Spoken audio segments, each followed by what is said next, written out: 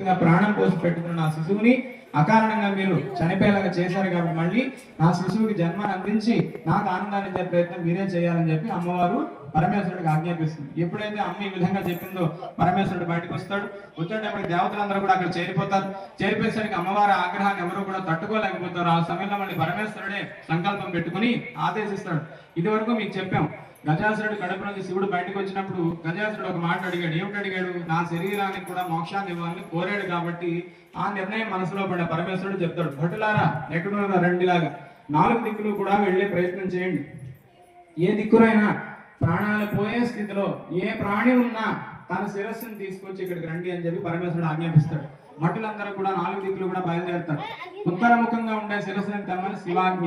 ఉత్తరముఖంగా వెళ్ళేటప్పటికి ఏ గజాసురుడు కడుపులో జరిగే పరమేశ్వరుడు బయటకు వచ్చాడో ఆ గజాసురుడు ఉత్తర దిశగా చావుపోతగల మధ్య పోరాడుతూ ఉంటాడు. అతను కోరిన వరం ఏంటి? నా శరీరానికి కూడా మోక్షాన్ని ఇవ్వమని వరాన్ని కోరుతాడు. కాబట్టి ఆ వరంలో భాగంగా గజ ఆనరుడు ఆ గజాసురుడు యొక్క శిరస్సును మెడని ఖండించి ఈ భటును తీసుకొస్తారు. తీసుకొచ్చేటప్పటికి పరమేశ్వరుడు యొక్క నిర్ణయంతో పార్వతీమాత అనుగ్రహంతో ఈ దేహానికి గజ ఆననం, ఆననం అంటే ముఖం, గజం అనగా ఏనుగు, ఆ ఏనుగు ముఖాన్ని తీసుకొచ్చి వదిలేసి మళ్ళీ తపస్సు ద్వారా ప్రాణం పోసే ప్రయత్నం చేస్తారు. అప్పటి నుంచి బాలగణపతి మహాగణపతిగా, వినాయకుడిగా, గజాననుడిగా, లంబోదరుడిగా రకరకాల పేరుతో పిలువబడ్డాడు. మళ్ళీ ఆ పిల్లవాడిని చూస్తారు అందరూ కూడా. శరీరం చూస్తే గుజ్జు రూపం, పైన చూస్తే ఏనుగు ముఖం, పెద్ద చెవులు, దంతాలు, రూపం ఎలాగున్నప్పటికీ కూడా మానవ అవతారం అలాగే జంతు అవతారం రెండూ కలిపి వినాయకుడిని చూసి అందరూ కూడా ఆశ్చర్యపోతారు. ఆశ్చర్యపోయి పార్వతీ పరమేశ్వరుడికి అనుగ్రహం కాబట్టి ఒక మంచి రూపాన్ని అందించారని చెప్పి అందరూ కూడా ఆనందించి ఆ వినాయకుడికి అందరూ కూడా తల్లిదండ్రుల సమక్షంలో ఆశీర్వచనాన్ని అందిస్తారు. ఆ వినాయకుడి యొక్క జననం మళ్ళీ ఏ రోజున జరిగిందంటే ఇదే రోజున భాద్రపద మాసంలో శుక్లపక్షంలో చవితి దగ్గర ఈ వినాయకుడికి ఈ విధమైనటువంటి జన్మ జరిగింది. అయితే కొంతకాలం తర్వాత పార్వతీ పరమేశ్వరుడికి కుమారస్వామి అనేటువంటి అబ్బాయి పుట్టే ప్రయత్నం చేస్తారు. ఎప్పుడైతే కుమారస్వామి పుట్టే ప్రయత్నం చేస్తారో ఆ ఇద్దరు శిశువుల్ని జాగ్రత్తగా కూడా పెంచే ప్రయత్నం చేస్తారు పార్వతీ పరమేశ్వరుడు. వినాయకుడికి ఎప్పుడైతే జన్మ కలిగిందో ఆ జన్మ కలిగేటప్పటికి వినాయకుడిని చక్కగా కూర్చోబెట్టి దేవతలందరూ కూడా తనకు నచ్చిన ఆహార పదార్థాలన్నీ కూడా తెచ్చి పెట్టే ప్రయత్నం చేస్తారు. ఆ ఆహార పదార్థాలన్నీ కూడా ఆయన తీసుకుని తినాల్సినవన్నీ తినేసేసి తన వాహనం ఉంటుంది, మూషకము, ఎలుక వాహనం, ఆ వాహనాన్ని కొన్ని ఇస్తారు. ఇచ్చి ఇంకా ఉండిపోయిన పదార్థాలు తినాలని ఆరాటంతో ఆయన పదార్థాలు పట్టుకుని పరుగున దేవలోకంలో అన్నిటి తిరుగుతూ వచ్చి అమ్మ వాళ్ళకి మరోసారి దండం పెట్టుకున్న ప్రయత్నం చేస్తారు. ఎప్పుడైతే ఆ ప్రయత్నం చేసేటప్పటికి అమ్మ వాళ్ళ పాదాల మీద పడదాలు వంగేటప్పటికి తీసుకున్న ఆహారం వల్ల కడుపు బాగా నిండిపోయి ఆయాసం వచ్చేస్తుంది వినాయకుడికి. ఆయాసం వచ్చి ఆ కడుపులో బరువు తీర్చుకోవడానికి గడ్డి మైదానం మీద పడి దొర్లుతాడు, అటు ఇటు దొర్లుతాడు. ఇవన్నీ కూడా పరమేశ్వరుడి యొక్క శిరస్సు మీద ఉన్న చంద్రుడు చూస్తాడు. ఓహో వినాయక, అమ్మా నాన్న పాదాలు కూడా దండం పెట్టడానికి అవకాశం లేనటువంటి శరీరం, అమ్మా నాన్న పాదాలు దండం పెట్టడానికి అవకాశం లేనంత ఆయాసాన్ని పెంచుకుని ఎందుకయ్యా అలాగా బాధలు పడిపోతున్నామని ఎగతాళిగా చంద్రుడు నవ్వుతాడు.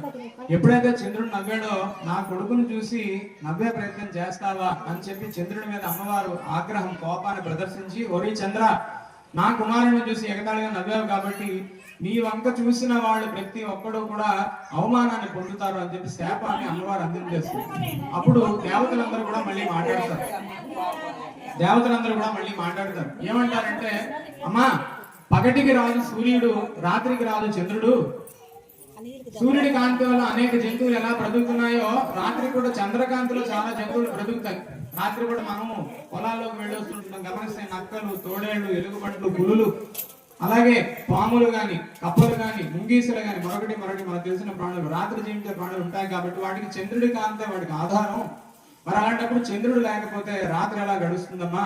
అతని వంక చూస్తే నీలాభరణాలు కలుగుతాయంటే ఏ ప్రాణి తిరగలేదు, దానికి ఉపశమనం ఏదో చెప్పండి అమ్మవారిని అందరూ కూడా వేడుకుంటే అప్పుడు అమ్మవారు మళ్ళీ చెప్తుంది, నా కుమారుడికి గజాననుడుగా మళ్ళీ ఆయన జన్మించడం భాద్రపద మాసంలో ఈ వినాయక చతుర్థి నాడు. కాబట్టి ఈ రోజుని ఎవరైతే నా కుమారుడికి జాగ్రత్తగా పూజ చేసి కథని సవ్యంగా విని కథా అక్షతల ఆశీర్వాదం ఎవరు తీసుకుంటారో వాళ్ళకి చంద్ర దర్శనం వల్ల ఎలాంటి దోషాలు కూడా ఉండవని అమ్మవారు మళ్ళీ శాపాన్ని ఉపసంహరించుకునే ప్రయత్నం చేస్తారు. దాంతో మళ్ళీ దేవతలందరూ కూడా ఆ గజాననుడికి అమ్మవారికి నమస్కారం చేస్తారు. కొంతకాలం గడిచిన తర్వాత దేవతలందరూ కూడా శివుడి దగ్గరికి వెళ్తారు. ఏమిటండి అయ్యా, ఏ పని చేస్తున్నా సరే ఆటంకాలు కలుగుతున్నాయి, ప్రతి పని ఆగిపోతున్నది. ఆటంకాలు కలగకుండా ఉండడానికి ఎవరిని ప్రార్థించమంటారో చెప్పండి అనేటప్పటికి పరమేశ్వరుడు పార్వతీమాత కొడుకులు ఇప్పుడు ఇద్దరు వినాయకుడు కుమారస్వామి వాళ్ళిద్దరూ వస్తారు. వినాయకుడు వస్తాడు, నాన్నగారు నాకు ఎలాగా ప్రాణం పోశారు కాబట్టి నాకు వాహనం చిన్నదైనా సరే పెద్దవాడిగా ముందు నేను జన్మించాను కాబట్టి ఆ విఘ్నాధిపత్యం ఆటంకాలు తొలగించే బాధ్యత నాకు ఇవ్వండి అని కుమారుడు అడుగుతాడు. పరమేశ్వరుడు విషయాన్ని వింటాడు. ఇలాగ కుమారస్వామి పరిగెత్తుకు వస్తాడు. నాన్నగారు నా వాహనం నెమలి, ఎవరికి ఏ కష్టం కలిగినా వేగం వెళ్ళి నేను కష్టం తీర్చేస్తానండి కాబట్టి రెండో వాడిని ఆయన నాకు అవకాశం ఇవ్వండి అని కుమారస్వామి అడుగుతాడు. రెండు వింటారు పార్వతీ పరమేశ్వరుడు. వెంటనే పరమేశ్వరుడు చెప్తాడు, ముల్లోకాల్లో మనకి తెలిసి భూలోకం ఒకటే, భూలోకాన్ని వదిలి పైకి 7 లోకాలు ఉంటాయి, భూలోకాన్ని వదిలి కిందకి 7 లోకాలు ఉంటాయి, 14 లోకాలు ఉంటాయి. మరి ముల్లోకాలు అంటే 3 లోకాలు. ఏమిటా 3? భూలోకము, సత్యలోకము, పాతాళం 3 కలిపి 14గా చెప్పారనమాట. 14 లోకాలు మొత్తం. ముల్లోకాలు అంటే 14 లోకాలు అని అర్థం. ఈ 14 లోకాల్లోని అలాగే భూమండలం మీద కూడా ఉండేటటువంటి నదులలో గంగా, యమున, కృష్ణ, గోదావరి, తుంగభద్ర, పెన్న, సింధు, కావేరి మొదలగు నదుల్లో ఎవరైతే వేగం ముందు స్నానం చేసి నా దగ్గరికి వస్తారో, అన్ని నదుల్లో స్నానం చేసి ఎవరు ముందు నా దగ్గరికి వస్తారో వాళ్ళకే ఈ విఘ్నాధిపత్యాన్ని ఇస్తానని పరమేశ్వరుడు ఆజ్ఞాపిస్తాడు. నెమలి వాహనం మీద కుమారస్వామి ఆలస్యం చేయకుండా వెంటనే బయలుదేరుతాడు. అయితే వినాయకుడికి ఏమి చేయాలి అర్థం కాదు. అడుగుతాడు, నాన్నగారు నా వాహనం చూసుంటారు కదా, ఓహో ఉన్నది, అసలు కనబడడానికి కూడా దారి లేనంత పెద్ద వాహనం నాకు ఇచ్చేసి తమ్ముడికేమో ఏదైతే నెమలిందో నెమలి వాహనాన్ని ఇచ్చి తమ్ముడికే ఆధిపత్యం ఇవ్వాలని పంపిస్తారా, ఏమిటండి ఇదని చెప్పి అడుగుతాడు. వెంటనే అక్కడ నారదుడు వస్తాడు. వచ్చి, నాయన మీ నాన్నగారు విశ్వాన్ని పరిపాలించే మనిషి, తమ్ముడికి వాహనం ఉంది, తమ్ముడు సామర్థ్యం తమ్ముడు తెలుసుకుంటాడని అతని ద్వారా జరగాల్సిన మనకు అతను పంపించారు. పెద్దవాడిగా నువ్వు చేయాల్సిన పని ఏంటంటే అందరికీ ఆదర్శంగా ఉండాలి, అందుకే నీకు ఆ వాహనాన్ని ఇచ్చి కదలలేకుండా చేశాడు. ఏమిటి చేయాలి నువ్వు? విశ్వం మొత్తం మీద కనిపించే ప్రత్యక్ష దైవాలు తల్లిదండ్రులు. ప్రతి మనిషికి కనబడుతున్న ప్రత్యక్ష దైవాలు తల్లిదండ్రులు. మన అమ్మా నాన్నే మనకి పార్వతీ పరమేశ్వరులో, లక్ష్మీ నారాయణలో, సరస్వతి బ్రహ్మలో నువ్వు ఏమిటి అనుకుంటావు నాకు అనవసరం. జన్మనిచ్చి లోకాన్ని పరిచయం చేసి దేవుణ్ణి పరిచయం చేశారు అమ్మా నాన్నగారు కాబట్టి వీళ్ళని మించిన దైవం మరొకటి లేదు. తర్వాత అమ్మ పాదాలు కడిగిన నీళ్లు శిరస్సును చల్లుకోవడం కంటే ఉత్తమమైన నీరు ఇంకెక్కడా కూడా లేదు. తల్లిదండ్రుల పాదాలు కడిగి ఆ నీళ్లు నెత్తిని చల్లుకుంటే ఏ పవిత్రమైన నదీ జలాలు కూడా ఇంకా ఆ నీటి దగ్గర పనికిరావు, అంత గొప్పది తల్లి. కాబట్టి వీళ్ళకి మించిన దైవం లేదు. కాబట్టి నేను నీకు ఒక నారాయణ మంత్రాన్ని చెప్తాను, ఆ మంత్రాన్ని జపం చేసుకుంటూ మీ అమ్మా నాన్న చుట్టూ ప్రదక్షిణ చేస్తే సరిపోతుందని చెప్పి నారదుడు చెప్తాడు. నారదుడు చెప్పిన విష్ణు మంత్రాన్ని విని విఘ్నేశ్వరుడు తల్లిదండ్రులు నమస్కారం చేసుకుని 3 సార్లు ప్రదక్షిణ చేస్తాడు. ఒక్కొక్క ప్రదక్షిణంకి కుమారస్వామి మన నదిలోకి వెళ్ళి స్నానం చేసి నదిలోకి స్నానానికి దిగుతున్నాడు, అప్పుడే వినాయకుడు అక్కడ స్నానం చేసి వచ్చినట్టుగా కుమారస్వామికి ఏ నదికి వెళ్ళినా కనబడతాడు. ఇతడు నది దగ్గరికి వెళ్ళి సరే అతను నదిలోంచి వచ్చేటట్టుగా కనబడతాడు. ఈ మంత్రం చెప్పి తల్లిదండ్రులకు దండం పెట్టడం వల్ల అన్ని నదుల్లో ఆయన తిరిగి వచ్చేటప్పుడు నేను ప్రదక్షిణ అయిపోతాయి. అప్పుడు కుమారస్వామి చెప్పాడు, నాన్నగారు ఇదేమిటి, నేను అన్ని నదుల దగ్గరికి పరిగెత్తాను కానీ ఎక్కడికి వెళ్ళినా సరే నాకంటే ముందు అన్నయ్య స్నానం చేసి రావడం నాకు కనబడింది కాబట్టి అన్నయ్య గొప్పవాడు, అన్నయ్యకి అవకాశం ఇవ్వండి అని కుమారస్వామి ఒప్పుకుంటాడు. ఎప్పుడైతే ఒప్పుకున్నాడో ఆ క్షణం వినాయకుడిని విఘ్నాధిపతిగా, ఆటంకాలు దూరం చేసే వ్యక్తిగా వినాయకుడిని నియమించి మరోసారి పట్టాభిషేకం చేసి గౌరవించే ప్రయత్నం చేస్తారు. ఆ రోజు నుంచి వినాయకుడు విఘ్నేశ్వరుడు, విఘ్నాధిపతి అయ్యాడు. అందుకే ఎంత పెద్ద కార్యక్రమం జరుపుకున్నా సరే వినాయకుని ఆరాధన లేకుండా ఏ కార్యక్రమం కూడా చేయడానికి అవకాశం లేదు. అందుకే చిన్న పసుపు ముద్ద మీకు అర్థం కావాలి, హరిద్ర గణపతి పూజ చేసుకున్నాకే నువ్వు యజ్ఞం కాదు, యాగం కాదు, గృహప్రవేశం కాదు, వివాహం కాదు, ఎంత పెద్ద కార్యక్రమం అయినా చేయాలి, ఆటంకం లేకుండా అవ్వాలంటే ముందు గణపతి ప్రార్థన అవ్వాల్సిందే. గణపతి ప్రార్థన లేకుండా నువ్వు ఎంత పెద్ద యాగం చేయు, పని మాత్రం జరగదు. ఎంత పెద్ద కార్యక్రమం పెట్టు, ఆటంకాలు వచ్చి పని అయిపోతుంది తప్ప లాభం లేదు. అవతల నువ్వు భవానీ దీక్ష 41 రోజులు పెట్టుకో, మొదటి రోజు గణపతిని ఆరాధించకపోతే ఆ భవానీ దీక్ష కాదు కదా, పూజలు కాదు కదా, ఏమి కూడా జరగవు. అందుకు వినాయకుడికి అంత ప్రాధాన్యత ఇచ్చారు. విఘ్నాధిపతిగా ఆయన తయారయ్యాడు. ఇలా ఉండగా ఒకానొక సమయంలో ద్వాపర యుగంలో ఏం జరిగిందండి అంటే శ్రీకృష్ణుడి యొక్క జీవితంలో కూడా సత్రాజిత్తు అనే ఒక మహారాజు ఉండేవారు. ఆ సత్రాజిత్ అనే మహారాజు దగ్గర ఒక మణి ఉండేది, శమంతక మణి దాని పేరు. ఆ మణిని తీసుకుని సత్రాజిత్తు ఎలా ఉండేదండి అంటే అది ఒక సూర్యుడి కాంతే మనం భరించలేకపోతున్నాం. 12 సూర్యుల కాంతి, 12 జ్యోతిర్లింగాల్లాగా 12 సూర్యగోళాలు ఉన్నాయి మన విశ్వంలో.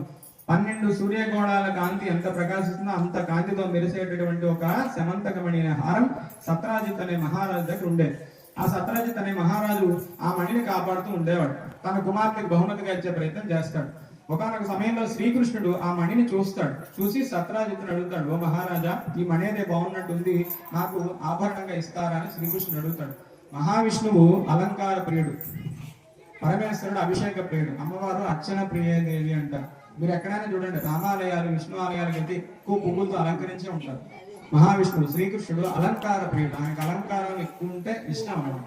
పరమేశ్వరుడు మీరు ఎక్కడికి వెళ్ళండి చెంబుతో నీళ్లు పోస్తే మనస్ఫూర్తిగా ఆయనకి అభిషేకం అంటే ఇష్టం, అలంకారాలు ఏం అక్కర్లేదని అలా నీళ్లు పోస్తుంటే ఎంత నీళ్లు పోతుందో అంత ఆనందిస్తాడని. మరి అమ్మవారు దుర్గామాత భవాని ఎవరైనా అర్చన ప్రియాదేవి కుంకుమతో పూజ చేయాలి. అమ్మవారికి ఎంత ఆరాధన చేస్తే అంత ఇష్టం. సూర్యనారాయణుడు నమస్కార ప్రియ సూర్య, అందుకే సూర్య నమస్కారాలు అన్నారు. ఒక్కొక్క దేవతామూర్తిని ఒకలాగా ఆరాధించారు. కాబట్టి ఇందులో భాగంగా మహావిష్ణు అలంకార ప్రియుడు కాబట్టి శ్రీకృష్ణుడు ఆ మణిని అడిగే ప్రయత్నం చేస్తాడు. దానికి సత్రాజిత్ ఒప్పుకోడు. లేదు లేదు, నా కుమార్తెకి ఇది బహుమానంగా నేను ఇచ్చాను, ఎవరికి ఇవ్వనని చెప్తాడు. శ్రీకృష్ణుడు అక్కడి నుంచి వెళ్ళిపోతే ఒకనొక రోజున సత్రాజిత్ తమ్ముడు ప్రసేనజిత్తుడు అనే ఆయన ఆ మణిని మెడలో వేసుకుని బయటికి వెళ్లే ప్రయత్నం చేస్తాడు. ఎప్పుడైతే వెళ్ళాడో ఆ మణిని చూసి ఒక సింహం సత్రాజిత్ తమ్ముడిని చంపేసి సింహం ఆ మణిని తీసుకుని తన గుహలో దాచుకునే ప్రయత్నం చేస్తుంది. ఎప్పుడైతే చేస్తుందో ఆ సింహం తీసుకెళ్ళడం అనేది జాంబవంతుడు, మనకు అర్థం కాండి ఎలుగుబంటి వానర సేనలో ఒకనొక వానరం జాంబవంతుడు చూస్తాడు. సింహం మంచి మణిని తీసుకెళ్ళిపోతుంది, నేను తీసుకెళ్ళిపోతానని జాంబవంతుడు ఆ మణిని తీసుకొని సింహాన్ని చంపి జాంబవంతుడు ఆ మణిని తీసుకొని తన గృహంలో ఉంచుతాడు. జాంబవంతుడు కుమార్తె కూడా సహితంగా ఉంటాడు, తన గుహలో ఉంటాడు.